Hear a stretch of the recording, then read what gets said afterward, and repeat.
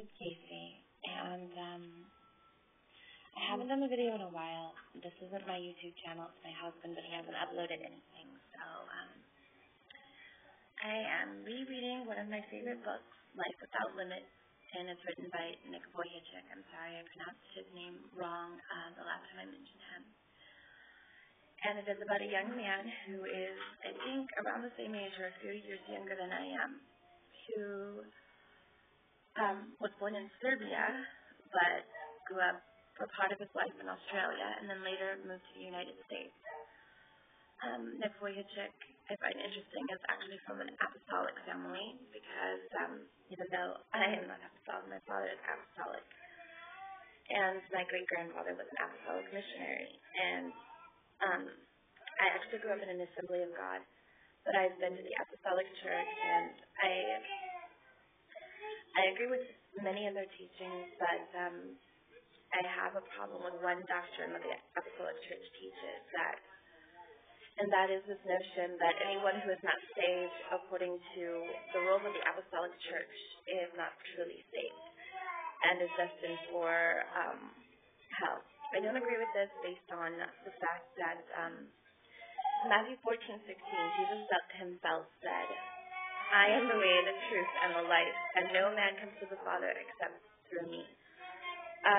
Nowhere do I hear Jesus claiming that anyone who comes to him will be turned away. As a matter of fact, it is in direct contradiction to Scripture. Scripture itself, Jesus says several different times on several different occasions throughout the Gospels, all who come to me I will in no wise cast out. And also, John 3:16, for God so loved the world that he gave his only begotten Son, so that whosoever believeth in him, it doesn't say anything about who goes to this kind of church or that kind of church. All Jesus says is that we have to put our faith in our my intention here is not to attack the Apostolic Church. I have a great deal of respect for the Apostolic Church, knowing that is where really Christianity in the United States gets much of its roots. I mean, if you read about the history of the early church, the Quakers, even Helen Keller were greatly influenced. The Quakers, the Puritans, all of our early, all of the early founding fathers were in some way influenced by apostolic teaching.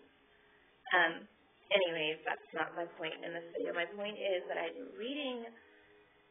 found fascinating reading the introduction of this book, how Nick Vujicic talks about how there were times, growing up that he could feel alone, though he was surrounded by friends and family. As a girl who grew up with only one arm,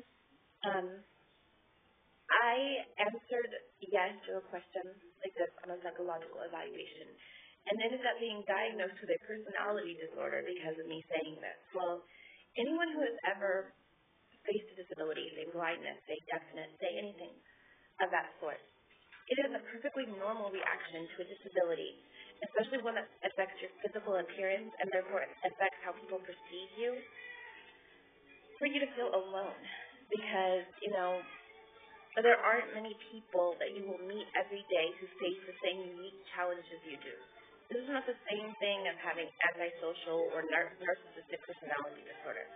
Not even close, because the whole reason you feel alone is because you desire to connect, but you feel disconnected based on the fact that other people have a hard time comprehending where you're coming from because they've never walked in your shoes.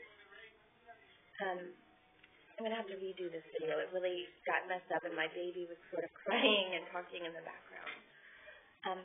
Hold on.